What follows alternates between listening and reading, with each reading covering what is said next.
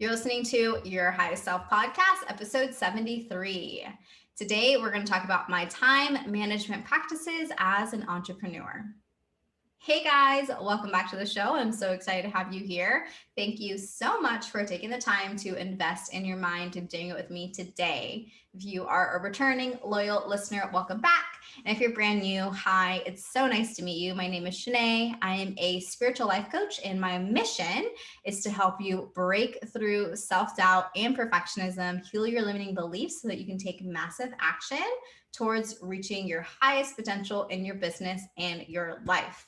I am so excited for this week's podcast episode. I know it's a little bit different, but we're on season 2. We're bringing some new topics forward, and time management is one of the things that I see as part of my business as being the masculine strategy. So within my own business, I use feminine flow. So when I connect to my feminine energy, the divine feminine leader that lives within me, so this is our intuition, and then using masculine strategy to really support that feminine flow.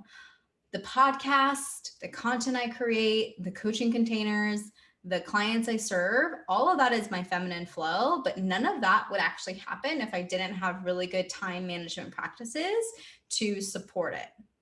So let's talk about time because it is the most valuable asset for us. So in today's episode, I am going to teach you how to be a good steward of your time. And we're going to cover identifying your North Stars so that you can better create your priorities, do, delegate, and delete. And then last but not least, how I use time batching and systems in my business and my life. And I'm going to share with you some specific things that I delegate, that I've deleted, and some systems that I have in my own life. Before we get into today's episode, I wanted to remind you that we're currently enrolling for the Highest Self Mastermind for 2021. Enrollments end on January 22nd, and our program officially kicks off on February 9th, the week of. This is a 10-month mastermind for coaches who want to lead their business with authenticity, alignment, and abundance. You can be an established coach or a aspiring coach. I don't care where you're at in your entrepreneurial journey, to be honest. I care where you're at, where you're in your awareness journey, and that you are here to heal and to grow. So within this mastermind, we heavily focus on the inner work. We're going to be connecting and listening to our inner child. If you don't know how to do that, you will learn how to connect with her, how to speak to her, how to see her. We're going to be gaining more clarity and confidence around your mission, your vision, and your purpose so that you can truly lead from your highest self. We're going to be building our businesses with the foundation of unconditional self-love. So this means prioritizing your boundaries, your wellness rituals, your self-care, because if you don't take care of yourself, nothing else is going to work. Trust me, I've been there. And then last but not least, we are going to be leading your business from feminine flow and masculine strategy, what I was talking about a little bit before, because I think this is the missing secret sauce. It's not about a business blueprint. It's not about a formula. It's really about learning to tap into your intuition and listen to her and lead from her, and having some really great masculine strategy and structure to hold your business and bring it forward. So if that sounds like something that you are in alignment with, if that sounds amazing to you, head down to the show notes and send in your application. And then you and I will get on a discovery call after that to make sure that this is the right experience for you. Okay, let's get into it. So whenever I talk about time management, I have to talk about what is your North Star. Because if you are having a hard time with your time, if you're having a hard time managing your time, then you probably don't know clearly what your North Star is. So we're going to identify that for you really quick. If it's available to you, I want you to close your eyes. If it's not, that's totally fine. I want you to visualize yourself at your funeral. And I know this sounds morbid, but just stick with me. You're at your funeral. Someone is at the front of the funeral home, delivering your eulogy, standing at the podium, talking to all the people that have gathered to celebrate your life. What is it that you want them to be saying about you? What do you want to be remembered for? What is the impact that you want to leave? What is the legacy that you want to leave? So I'm just going to give you a couple moments to think about this. This is your North Star. This is what you want to be working towards. Anything outside of this is just distraction. It's just shiny objects. So once you know what the mission statement for your life is, it's going to be much, much, much easier for you to delegate and to prioritize the tasks that are really meaningful for you. So once you have your mission statement written down, I want you to like put that to the side. The next step is we're going to look at your priorities through a principle that I use called Pareto's principle. So Pareto's principle states that 80% of consequences come from 20% of causes, meaning that there's an unequal relationship between inputs and outputs. Another way that you could think, kind of look at this principle is 80% of your results are going to come from 20% of your actions. Crazy, huh? 80% of your success is going to come from 20% of the things that you do. 80% of your clients are going to come from 20%, are going to come from like 20% from this one specific spot. So knowing this, knowing that our inputs and our outputs have an unequal relationship, for you to manage your time and better delegate your priorities and better know what your priorities are, we want to know what that 20% is, right? Like, who cares about the other 80%? It's not actually driving our results. We want to focus on that 20%. We want to double down on it. So the way that you can figure out what your 20% is I want you to take out a fresh piece of paper and draw a line down the middle. On the left side, I want you to write down your achievements. So this episode specifically is for coaches. So I want you to write down like your achievements in your business. For example, like this client signed up, this client signed up, this person purchased my online program, this person signed up for my email list. This Instagram posted really, really well. This podcast episode got 500 downloads. So write down your achievements. And then on the right side, I want you to write down where those achievements came from. So for example, if you signed on 3 clients, where did they come from? Did they come from your podcast, Instagram, a referral? And do that with each and every one. Then you're going to be able to see and really narrow your focus on like where you're actually getting results. So for example, say like you notice that all 3 of your new clients all came from referrals and none came from your website, but like rebuilding your website has been a priority on your to-do list that hasn't really been getting done, and you've been wasting a lot of mental energy thinking about it. That can be deleted. You don't have to focus on your website because obviously your website isn't moving the needle forward in your business. People are signing up despite it. Or perhaps you realize that a lot of your clients are coming from Instagram and like no one comes to you from Pinterest. Take Pinterest off your to-do list. Stop telling yourself that you have to focus on all these different platforms to like be seen everywhere, and really narrow your focus down on the areas of your life that are producing results for you. You can also do the Pareto's principle with like everything else. So with your fitness, with your health, with your own personal life, it works everywhere. But for the sake of this episode, we're just going to focus my examples on coaches and entrepreneurs. So now from here, we know, okay, we know where our 20% is. All the other stuff, we can either do, delegate, or delete. So the 20% I think you should do. I think if that's where a lot of your success is coming from, then you really need to be the one focusing on like the doing. If it's something you can delegate, you should delegate like the other 80%, or maybe even some stuff from the 20%, or it gets deleted. The secret is finding the balance of doing less with more intention to get bigger results, not doing all the things with half-assed mediocre results. So you can truly delete so many things off your priority list that really aren't a priority, and then you have more time and energy to dedicate towards the things that actually matter in your business, the things that actually matter to you, right? That are in alignment with your mission statement. So now take your mission statement back out. And every single thing that you do, everything that you're building, I want you to use your mission statement as the filter. So if your mission statement is something along the lines of you were a great wife and mother, and you empowered and impacted millions of women all over the world with their self-love journey, then the things that you're working towards need to be under that filter. And the cool thing, and don't forget this, is that as you grow and as you change, of course, your mission statement changes. And so this practice changes with you. So if you listen to last week's episode on how to make conscious pivots in your life, because as we grow, we inevitably outgrow ourselves, our old identities. So as you grow, your mission statement is going to grow, and your priorities change based on that. So it's important to always be aligning your current priorities with your current mission and vision and what you want to achieve for your life. So now, again, looking through these priorities and telling yourself, what can I do? What can I delegate? Or what can I delete? To be honest with you, I think you could probably delete 50% of the things that you have on your list. Most often, the women I work with, they need to do less.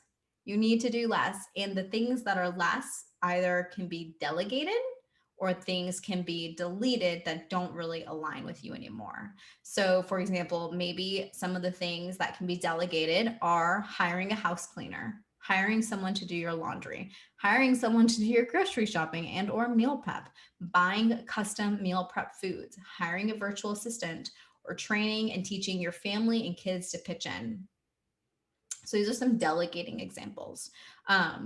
It's okay to ask for help. And I'm not a mom yet, but I work with a lot of moms. And I think that is one of the things that I see that a lot. Us as women believing that we need to be the superhero, we need to be the superwoman, we need to do all of it, and it all needs to be done yesterday. And that's just not the case. And you can delegate things. You can hire a house cleaner. You can have someone come and make your food. You can order meal prep food, and that doesn't make you a bad mom. I can like totally future see myself in 10 years, like stressing over making homemade cake for my future kids for their birthday when a store-bought cake is probably just as good for them, but they like really don't care. So it's really important here to recognize that time is an asset. Okay. Another asset is energy. So if you can delegate this task, like cleaning the house, for example, if you can delegate that and it costs you $100 a month, what do you get back from that? Not only do you get back time, but you get back energy. And what can you do with that time and energy and invest that somewhere else, either in your business to make back that $100 very easily, or reinvest that time and energy into your family, into your own self-care, your own well-being. You can see how this works. By delegating, you win back not only your time, but your energy, and those two are very valuable and they're not renewable. So those are some delegating examples. Let's talk about some deleting examples. Focus on one social media platform. Yes, one. That means stop trying to do YouTube, stop trying to do a podcast, stop trying to do Pinterest and Instagram all at once. It's not going to work. Pick one social media platform and devote all your energy and time and attention to growing it. Don't be doing all the things. Once you have mastered that one, there's many ways for you to repurpose so that you can be seen everywhere, but not really be everywhere. Another deleting example is deleting all these different programs and offers that you have and focusing on one program, on one client that you want to serve, and really going all in with that. Another really great deleting example is one new habit at a time. Say it's the new year. We're all trying to like be our best selves, and you have like 10 new habits that you're trying to do this month. Delete 9 and just do 1 and see how much your life changes by doing less with more intention. Things that I delegate personally are I have a house cleaner. She's amazing. I absolutely love her. When my house is clean, I feel like I can work easier. I can work better. I'm not thinking about having to clean that one corner over there, and it feels nice. Like it's a vibe. And I feel so bougie saying that, but it is a vibe. I love having a clean home. It makes me feel so good. And I mean, it takes her like 4 hours to do it. So what could I be doing in that 4 hours? I can be coaching my clients. I could be recording podcasts. I mean, today I've been recording for 3 hours already, right? So doing things with my time and my energy that actually move the needle forward in my business that are going to be having a higher return on investment. I delegate my food. So you guys are going to laugh at this, but my husband does 80% of the cooking in our house. And he has a job. He's a 9 to 5. He has his own side hustle. He's very like well accomplished. It's not like he's lazy. But we as a family, we've decided one, that our meals are going to be very simple. So like most of our meals, we eat the same thing every day. It's like a reheat type situation. We're not making like super fancy recipes and following stuff. It's very simple. And then he does most of the cooking, most of the reheating, I should say.